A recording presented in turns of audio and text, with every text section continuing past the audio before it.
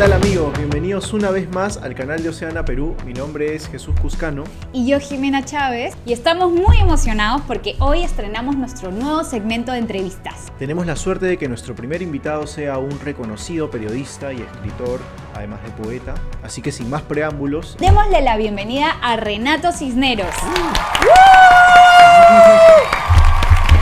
Renato, estamos muy contentos de que estés aquí, que seas nuestro primer invitado. muchas gracias. Gracias a ustedes por invitarme, por honrarnos con tu presencia. Muchas gracias por acompañarnos. Y bueno, me gustaría empezar haciendo una pregunta típica, ¿no? Y ya que estamos aquí en Oceana. Es la pregunta clásica del TikTok. Es la pregunta clásica. ¿Qué significa el mar para ti? Creo que nunca le he dado un significado específico, ¿no? Siempre lo he asociado con palabras como, no sé, refugio, libertad, escape, huida, ¿no? Pero tal vez hasta que no me fui a vivir fuera del Perú, a una ciudad que no tiene mar, no me di cuenta de cuán importante era para mí. Y de hecho de lo que me he dado cuenta es no tanto que extraño el mar en sí, sino la posibilidad de ir al mar, ¿no? Saber que lo tengo cerca.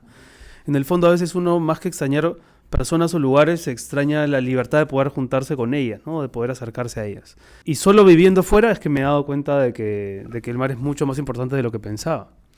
Pero sí, lo asocio con ese tipo de nociones. Claro. Libertad, refugio, escape.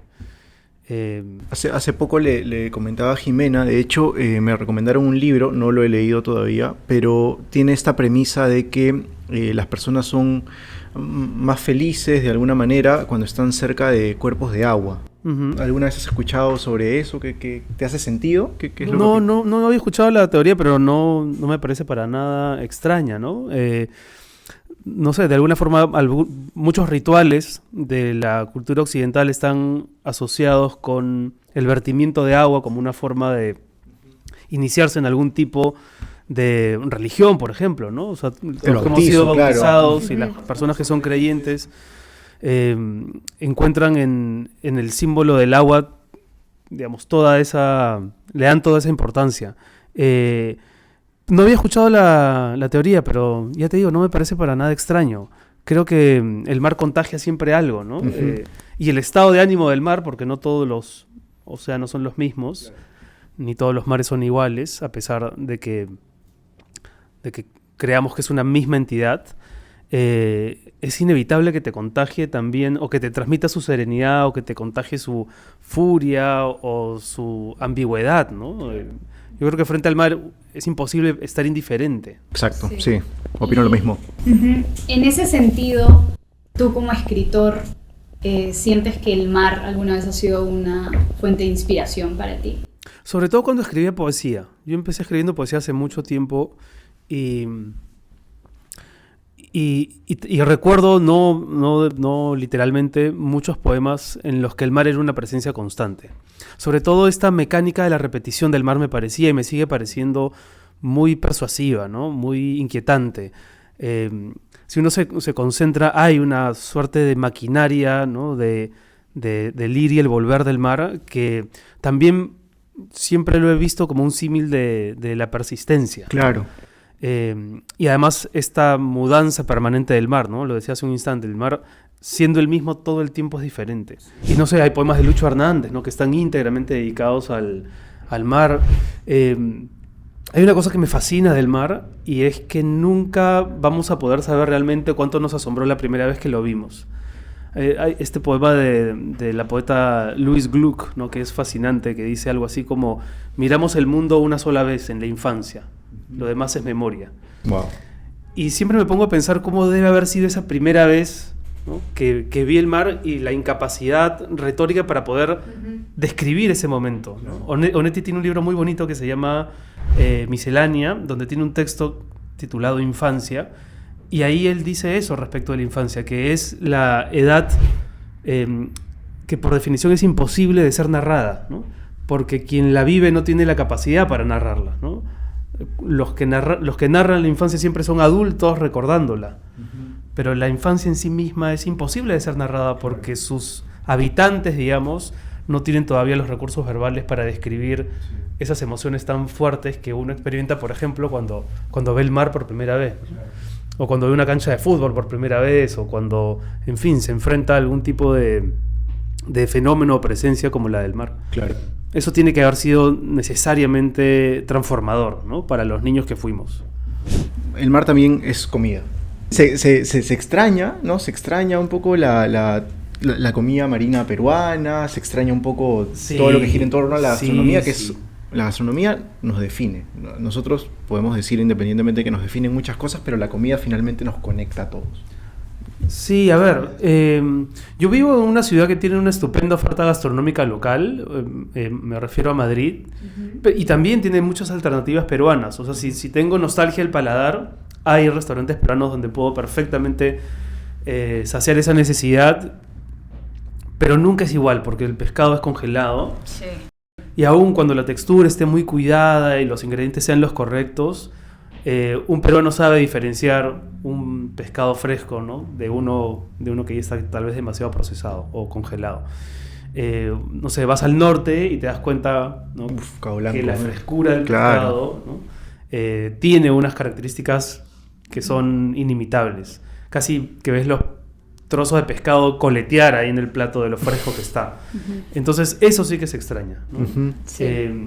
Pero felizmente ya en un mundo tan globalizado como el nuestro, los ingredientes se encuentran y uno puede felizmente cocinar casi de todo, ¿no? Sí, igual en Madrid, en España en general, se come mucha comida marina. Sí, exactamente. Hay mucha comida marina, hay mucha cultura y tradición de comida marina. Para mi desgracia, yo soy alérgico a los mariscos. ¡Oh, no!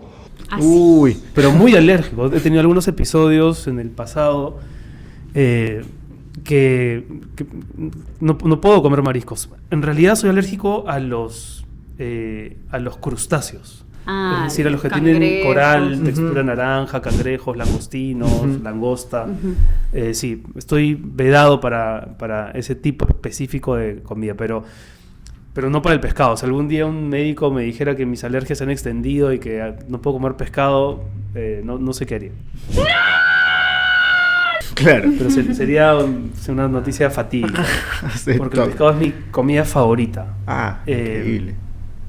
Y cada vez que vengo a Lima, no exagero si digo que trato de comer ceviche un día de por medio. Para guardar reservas, así cuando te vas. Exactamente, para guardar reservas, ¿sí? Para cuando esté en Madrid no extrañarlo tanto. Claro. Sí. I miss you. Entonces dirías que es el plato que más extrañas. Sí, no lo sé preparar, nunca lo he intentado, o alguna vez lo he intentado y no me ha salido todo lo rico que me gusta comerlo. Pero sí, sin duda. Al final, cuando a mí me preguntan, por ejemplo, si extraño el Perú, siempre me gusta evocar eso que dice Federico Lupi en Martín H., la película, no sé si la vieron. La patria es un invento. Creer que uno pertenece a un territorio y a unas fronteras es un delirio. Al final lo que uno extraña son algunas personas, algunas comidas, algunos lugares. De modo que sí, cuando yo extraño algo, extraño eso, ¿no? Sensaciones. No extraño las ricas montañas, las risueñas playas. Bueno, tal vez sí, pero no extraño el ladito de las rocas, ¿no? Extraño a veces un ceviche puntual con alguien, ¿no? Con alguien concreto. Pero sí, me da por ahí la nostalgia. Me da más por el paladar y por el estómago. ¿Tú crees que Perú sea un país bonito pero para verse de lejos? Es una gran pregunta. No, yo creo que de lejos ves cosas que no estabas viendo, tal vez porque no tenías la distancia crítica ni sensorial suficiente. A mí siempre me gusta hacer la analogía con el pintor que tiene que retroceder un par de pasos para entender el cuadro que estaba pintando, ¿no? Creo que eso pasa cuando vives fuera de tu país. Cosas que no valorabas empiezan a adquirir valor a la distancia. Cosas que te parecían negativas empiezas a darte cuenta que no lo eran tanto. Cosas que quizá tenías romantizadas te das cuenta de que no eran tan especiales como sentías. Yo siento que siempre hay ganancia en la mirada desde lejos, ¿no? Hay pérdida, por supuesto, ¿no? Pierdes texturas, pierdes conexión con con personas por un lado, pero también con escenografías. El país va cambiando a medida que tú también haces tu vida afuera. Cuando regresas nunca es el mismo país, Sí. a pesar de que parecen las mismas estructuras y la misma apariencia, algo siempre se ha modificado. Pero no creo que sea un país para querer de lejos. Creo que es un país complicado, lleno de contradicciones, pero al mismo tiempo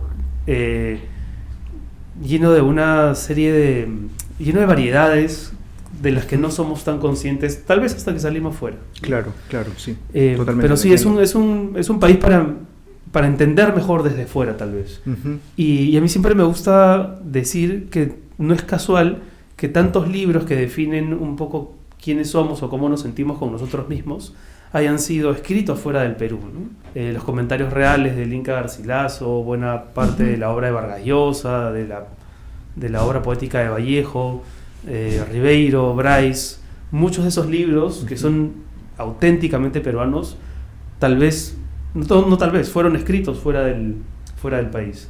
Así que tal vez es un país lo suficientemente complejo que requiere tomar un poco de distancia para verlo en perspectiva. ¿Cómo sientes que emigrar ha influido en ti como escritor, en tus novelas? Porque por más que tu migración sea privilegiada como fue mi migración, es decir, yo me fui del Perú sin que me votaran, sin ninguna necesidad de irme, podría perfectamente haberme quedado, y fui sabiendo dónde iba a vivir y cuál iba a ser mi código de seguridad social. Es decir, no es la típica migración latinoamericana, que suele ser más violenta, más incierta, Sí. más llena de preguntas no resueltas. Pero a pesar de eso, a pesar de esa ventaja o ese privilegio, igual siempre vivir fuera reporta una incomodidad, ¿no? Porque estás y no estás, ¿no? Dejas de estar en un país que es el tuyo, donde has hecho tu vida durante 40 años, y te acoge una ciudad que, por muy abiertos que tenga los brazos hacia ti, no es tu ciudad tampoco, ¿no? Yo siempre digo que los problemas de España a mí me importan y hasta me interesan, pero no me desgarran, ¿no? Claro. En cambio, si me entero de que la costa peruana ha sido contaminada, o de que han matado a gente que ha salido a protestar, o que, en fin, ¿no? que suben, se incrementan los reportes del hambre en el Perú, esas cosas me indignan, ¿no? Esas cosas me atraviesan. Yo puedo estar fuera, puedo vivir fuera, pero siento que esos siguen siendo mis problemas. Sí. No sé si he respondido a la pregunta, porque en realidad me he ido por las ramas, pero supongo que toda esa experiencia ha ido aflorando en mi escritura también, ¿no? Y algunos de esos temas, los de vivir lejos, los de ver el Perú a la distancia, han ido apareciendo también en mis novelas. De modo que sí, también hay una suerte de aprovechamiento literario de la experiencia de vivir fuera. Claro. Pero hay un tema que me parece muy interesante, que es la paternidad. La paternidad te cambia el chip, ¿no? Yo bueno, no soy padre todavía, pero te cambia el chip. Y cuando hablamos de conservación, siempre hablamos de generaciones futuras, ¿no? De dejar algo para el que viene. Sí. Entonces, en ese sentido, ¿qué futuro te gustaría que las personas que siguen, que tus hijos, tu hija, ¿no? Tengan en el futuro? ¿Qué futuro les quisieras dejar a ellos si hablamos de conservación marina? Sí, es un tema bien interesante porque sin duda, cuando uno está camino de la paternidad, ¿no? En esos 9 largos meses que suelen durar los embarazos, uno se llena de preguntas respecto de cómo será la convivencia entre tú y tu hijo o tu hija en el futuro. Y una de las cosas que yo espero es que mis hijas crezcan en un mejor mundo que el actual. Creo, ¿no? Que en general, si a mí me preguntan si este es un mejor mundo que el de hace 50 años, tendría más razones para decir que sí, que es mucho mejor, ¿no? Creo que hay muchas razones para pensar que ha habido una evolución en una serie de temas, ¿no? Y una serie de cosas. Y sin embargo, todavía sigue estando la cuesta hacia arriba, ¿no? A mí me gustaría que mis hijas, por ejemplo, se vuelvan... que concreten sus sueños vocacionales en un mundo donde la igualdad ya no sea un objetivo, sino una realidad, ¿no? Yo recuerdo que cuando supe que iba a ser papá, lo primero que pensé de manera muy primaria, muy reptil, fue ojalá sea hombre por mi primera hija, ¿no? De la manera más machista posible. Todas mis taras aparecieron en ese pensamiento, ¿no? Porque he crecido en un entorno machista, en una familia machista, en una ciudad machista como Lima. Y sin embargo, cuando supe que iba a ser mujer, lo agradecí porque también educar a una mujer es empezar a desprogramarte en el machismo que te fue inoculado desde pequeño. Entonces espero que el mundo en el que ellas crezcan sea un mundo menos machista, más igualitario y en la medida de lo posible más seguro. Estoy pensando sobre todo en Lima, ¿no? Nosotros, una de las razones por las que nos fuimos a vivir fuera es por lo hostil que se volvió Lima, por lo violenta y por la normalización de esa violencia, ¿no? Cuando la violencia se vuelve tan cotidiana, empieza a parecerte normal, ¿no? Y de pronto ya no solamente la normalizas, sino que la naturalizas. Sientes que es atmosférica, que incluso que es normal que esté ahí y que no está mal, que finalmente todo el mundo es así. Y está mal pensar eso. Creo que es justo que aspiremos a una sociedad en la que no nos agredamos, ¿no? En la que la producción de violencia no sea tan recurrente. Y cuando hablo de producción de violencia no solamente estoy pensando en la violencia a gran escala, la del sicariato o la de los discursos políticos, sino la que a veces nosotros mismos ejercemos en el día a día, ¿no? Con nuestro entorno más inmediato, a veces también con la naturaleza, sin duda. Yo soy de una generación, por ejemplo, que no reciclaba, ¿no? A la que nadie le enseñó a reciclar sino hasta ya de grande. Uh-huh. Y es una práctica que, por ejemplo, me encanta que mi hija tenga muy identificada, ¿no? Que ya desde chica sepa que conceptos como el reciclaje, el reuso, ¿no? Sean mucho más habituales de lo que podrían haber sido para mí a su edad. De modo que sí, yo creo que cuando uno cría hijos, en realidad es como si te dieras a ti mismo la oportunidad de reeducarte un poco, ¿no? A través de ellos, claro, junto con ellos. Y eso me parece maravilloso. Tú hablaste justo sobre el reciclaje. Sí. Y a propósito de eso te queremos enseñar algo. ¿Y qué será? Producción. Mira. Uy. Wow. Enséñalo a la cámara, a esa cámara. ¿Es original? ¿Es original, sí, totalmente original. Es totalmente original. Esto es un sobre de leche Ensi. Sí. No.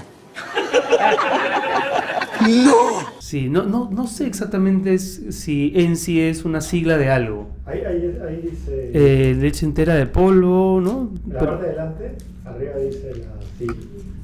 Empresa Nacional de Comercialización de Insumos. Claro. Leche Ensi. Sí, no, esto me remite totalmente a mi infancia, ¿no? Soy de la generación que se infraalimentó con esta leche, además, lo cual explica muchas cosas, por supuesto. No fue guardado, nadie lo guardó en un cajón. Nuestro jefe lo encontró hace unos meses en la playa. ¿En serio? Sí. Justo iba a preguntar cómo sí lo encontraron. Estaba en el mar todo este tiempo. Sí. Qué bárbaro, qué bárbaro. Sí, lo que nos hace pensar también mucho en el daño que podemos hacer a generaciones futuras por acciones tan sencillas como simplemente botar algo en cualquier lugar, ¿no? Sí. Sí, y eso es algo que, por ejemplo, a mí tampoco cuando era niño me enseñaron. Porque yo recuerdo que había una época en donde veía que toda la gente tiraba basura al piso. No sé por qué lo recuerdo así, pero luego, a partir de un año, lo dejaron de hacer. No sé si tienes ese mismo recuerdo o compartes esa memoria. No tengo un recuerdo específico, pero sin dudas es algo que también se naturalizó, ¿no? Uh-huh. Yo efectivamente lo que sí recuerdo es que ensuciar las calles era algo que no estaba necesariamente penalizado socialmente, ¿no? Uh-huh. Y además siento que es un mal hábito totalmente transversal a las clases sociales, ¿no? A veces por comodidad, sobre todo, intentamos justificarnos diciendo, no, es un hábito de determinadas personas, de determinada condición, y eso no es así, eso es mentira, ¿no? A veces gente muy informada, con qué sé yo, con una determinada calidad de vida, también incurre en esas prácticas nocivas, ¿no? Es más, muchas veces la gente más arrogante y más abusiva suele tener, no quiero generalizar, pero muchas veces suele tener también actitudes depredadoras, ¿no? Y eso yo lo he visto, entonces sí me parece importante hablar de este tema y subrayar eso, ¿no? Que es lamentablemente un mal hábito, pero que es transversal socioculturalmente. Sí, definitivamente es algo que se aprende. Sí, exactamente, sí. Como el machismo, como el racismo, como las peores taras, ¿no? Se heredan porque se aprenden, ¿no? Porque alguien te las enseñó tal vez sin querer enseñártelas, ¿no? Eso es otra cosa que también uno va aprendiendo cuando aparecen los hijos, ¿no? Hay cosas que uno les quiere transmitir que no necesariamente les transmites, porque los hijos son necesariamente distintos. Uno quiere que sean perros, pero salen gatos. Y hay cosas que uno les transmite involuntariamente, ¿no? Exactamente. Que ven y aprenden. Exactamente, sí. Cambiando el tema. Jimena había preparado un juego. Sí. Bueno, vamos a jugar. ¿Hay algo que nos gustaría? Es un pequeño ping-pong. Yo te voy a decir unas palabras. Soy muy malo, no para el ping-pong, soy bueno para el ping-pong, pero soy malo para estos juegos. Me encanta hacerlo, o sea, cuando hacía entrevistas, me encantaba hacer el ping-pong, tal vez porque no soy bueno respondiendo, pero a ver, vamos. Yo te digo unas palabras y tú me dices lo primero que se te viene a la mente. ¿Sabes por qué no soy bueno? Porque sufro de lo que los franceses llaman el espíritu de la escalera. ¿Han escuchado ese concepto? No. What? Uno tiene una discusión en el segundo piso de una vivienda, imagínense eso, y de pronto, cuando te vas de la discusión y estás bajando por la escalera, ahí es donde aparecen todos los argumentos que podrían haberte ocurrido para ganar esa Claro. discusión. Que, no ¿Cómo sabía no que tenía dijiste? nombre. No sé. sabía que era algo francés. Y me pasa todo el tiempo. Sí. El espíritu de la escalera. Cuando aparecen tarde las mejores respuestas. Ya, eso me suele pasar. Pero bueno, vamos a intentarlo. Vamos a ver qué sale. Ahora sí viene lo chido. Anchoveta. Anchoveta, ya ves, soy muy malo. Lo relaciono más con la jerga, con sacarse el ancho, más que con el pez. ¿Anchoveta es una jerga? No es una jerga, pero pensé en sacarse el ancho, ¿no? Claro. Sacarse el ancho. Tomando en cuenta las últimas noticias, creo que sacarse el anchoveta tiene mucho que ver con Sí, toda la... sí. Sí, pensaría en eso, sí, en sacarse el ancho. Pesca. Tradición. Herencia. Lima. Lima, la horrible, pero también la encantadora. Dependiendo, Muy buena.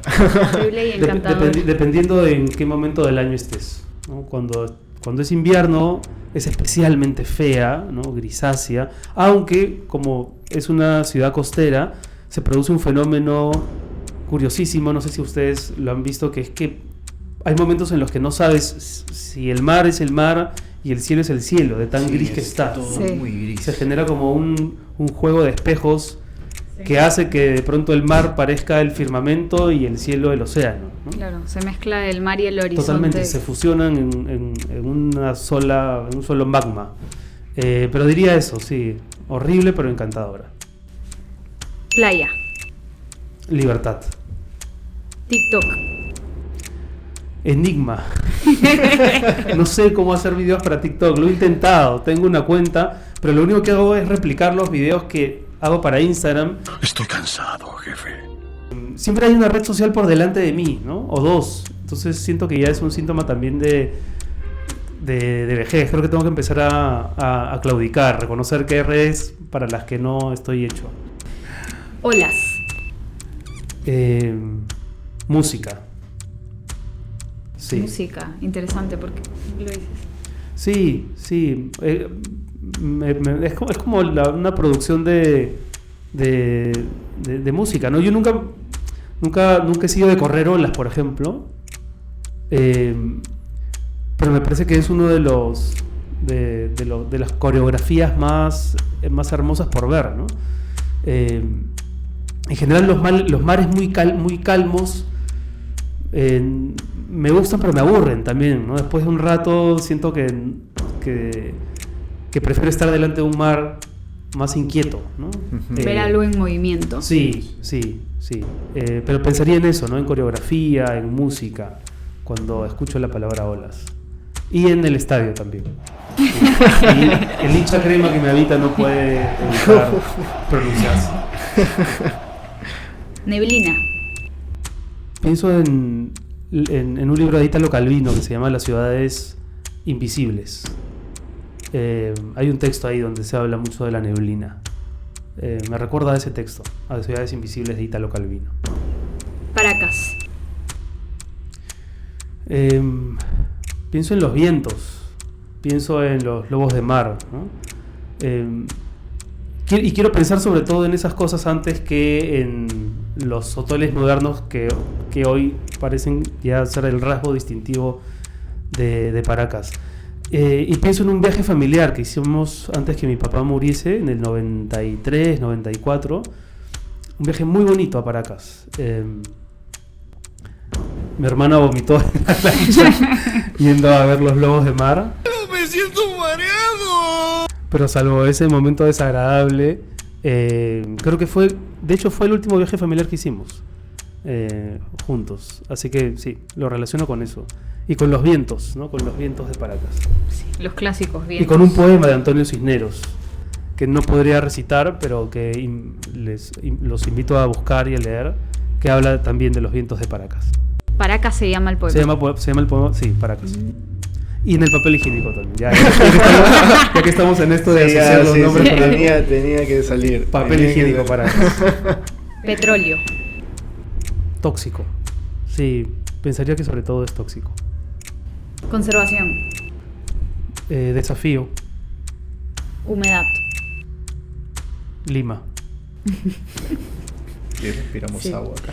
Madrid. La ciudad donde han nacido mis hijas. Con eso terminamos.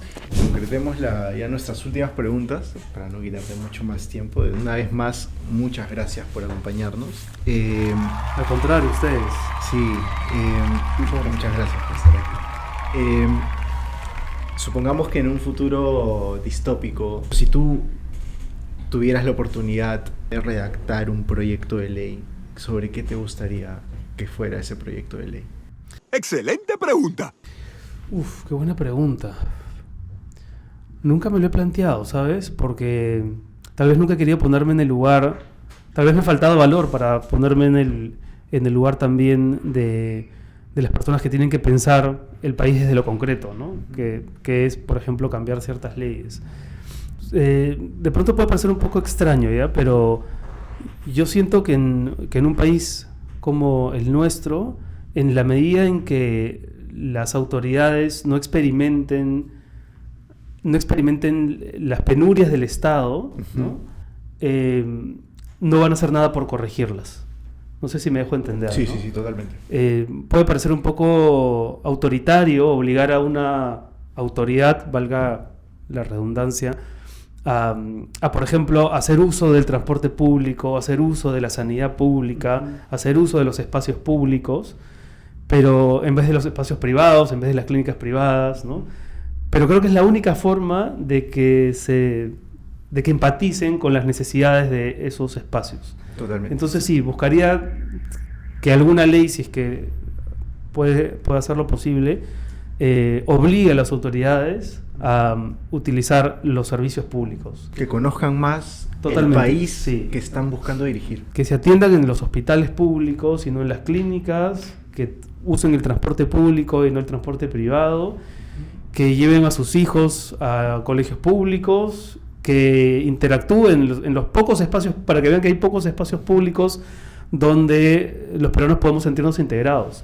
De hecho, uno de esos lugares son las playas, que no necesariamente son muy integradoras, porque en el caso de algunas incluso tienden hacia la exclusión.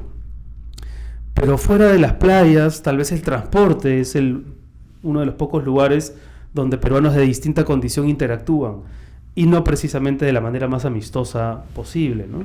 Entonces sí, trataría de generar algún tipo de dispositivo normativo para que las autoridades experimenten la cosa pública. Y creo que, bueno, con eso terminamos. No, yo quiero hacer unas preguntas. Yo quería decir que mi película favorita es Tiburón, que transcurre en el mar. Y no sé, me pareció importante decirlo aquí. Sí. Es una gran película que Tiburón. además es una película que ha contribuido a generar todo este mito sobre los tiburones, ¿no? Sobre la El pánico sobre la los peligrosidad que Sí, tienen. sí. De hecho, el tiburón aparece muy poco en la película. Si uno saca la proporción de las veces que aparece, el tiburón es un porcentaje minoritario respecto de la sensación que uno tiene todo el tiempo Sí. de que va a ver al monstruo. Y la música. Es que el peor enemigo es La música es increíblemente inquietante y hay un momento en el que hay un monólogo en el pescador, ¿no? Ustedes recuerdan que los que van a cazar al tiburón al final son tres: el sheriff, el biólogo y el cazador. Ujú. El cazador, no recuerdo ahora mismo el nombre del actor. En un momento hace un monólogo, ¿no?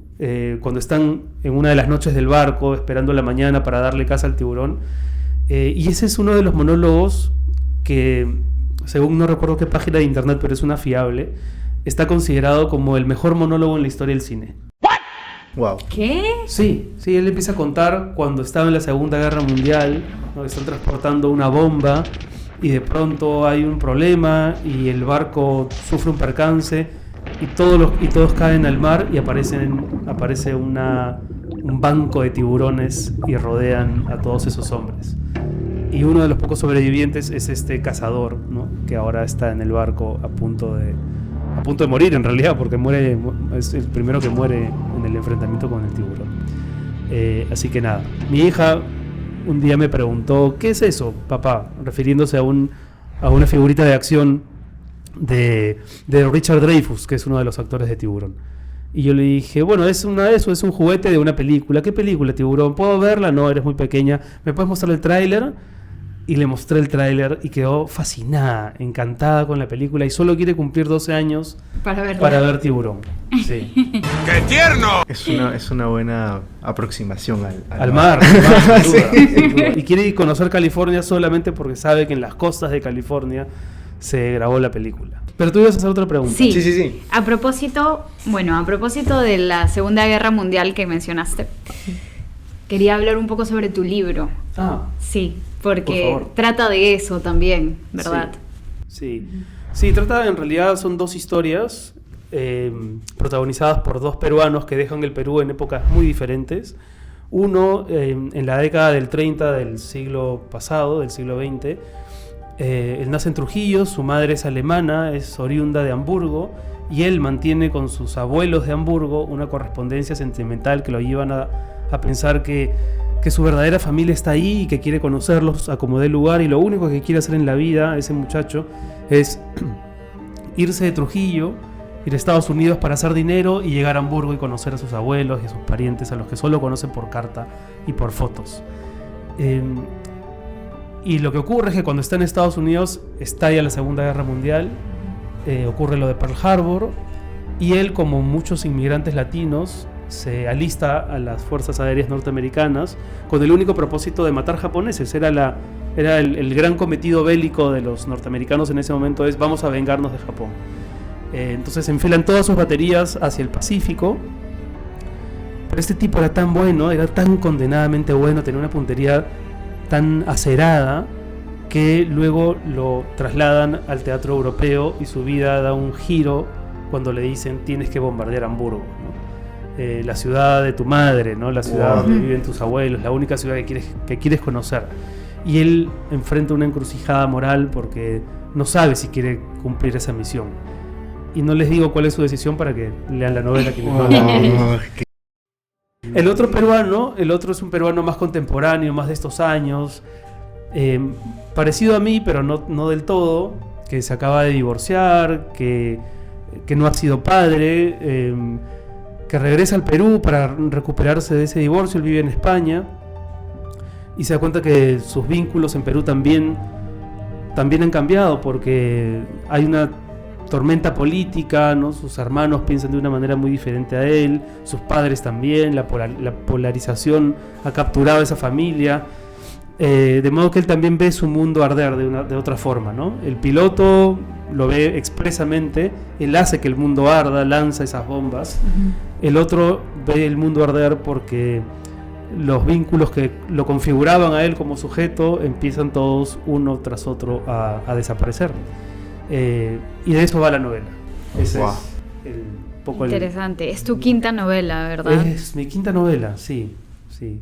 Yo digo que es la tercera, porque las dos primeras las mantengo fuera del catálogo.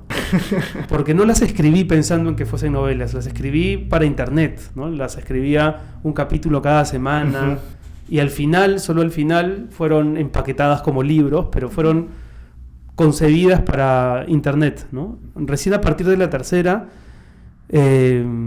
yo renuncié a un trabajo, me replegué, me dediqué a escribir y sentí que el proceso creativo había sido mucho más literario también, ¿no? Ricardo esperaba semana a semana cada post de Busco Novela. Con ansias, como quien espera una serie de televisión. Bueno, sí, yo escribí ese blog tal vez demasiado tiempo, 3 años. Y fue muy... A mí me encantó escribirlo en realidad, porque me conectaba con los lectores. Los lectores, hasta antes de escribir ese blog, eran una abstracción, ¿no? Yo trabajaba en el comercio y la lectoría era un reporte que llegaba mensualmente con cifras, no con nombres. Uno no sabía quién lo leía. Y los blogs en el 2007 inauguraron un hábito que felizmente no se ha perdido y que más bien se ha ido maximizando, que es el de la interacción con gente real, con gente de carne y hueso, ¿no? Entonces nada, yo colgaba esas historias y aparecían muchos comentarios, a veces con historias mucho más interesantes que la que yo había contado, y me pasé 3 años contando historias sobre un chico de 30 años que sale en Lima y que no encuentra novia, o que dice que no encuentra novia, o que dice que quiere encontrarla, ¿no? Y que cuenta ahí sus penurias y tal. Y era divertido, una época muy divertida. Sí, me imagino. Salía a los bares de Barranco y a veces se me acercaban y me decían, ¿tú eres el del blog? Sí. Es un buen icebreaker. Pensé que eras más alto. Primer comentario, siempre. Pensé que eras más alto. Bueno. Segundo comentario. A ver, cuéntate algo, como si yo fuera, no sé, un Chato Barraza. Porque mi humor siempre ha sido más escritural que expresivo. Claro. O sea, yo no soy el alma de la fiesta, ¿no? El humor creo que me funciona mejor cuando lo escribo, ¿no? Más que cuando intento, no sé, ser una parodia de mí mismo. En el papel. Sí. Bueno, con esto entonces, una vez más, ya es el show de las gracias. Gracias. Vuelvan pronto. 1000 besitos. Bueno, pero gracias a ustedes por elegirme para la primera entrevista. No sabía que era la primera. Me siento como el padrino de la fiesta. Y nada, espero que hagan muchas más y que les salgan tan buenas como esta. Sí. Yo la he disfrutado Esta ha mucho. sido muy buena. Ay, Muchas nosotros gracias. también. Muchas gracias por acompañarnos. Me llevo mi sobre de leche. Si les gustó el video, no olviden suscribirse al canal y también activar la campanita para que les llegue una notificación cada vez que subamos nuevo material. Mi nombre es Jesús Buscano. Y yo, Jimena Chávez. Suscríbanse y síganos en las redes sociales de Oceana Perú. Hasta la próxima. Hasta la próxima.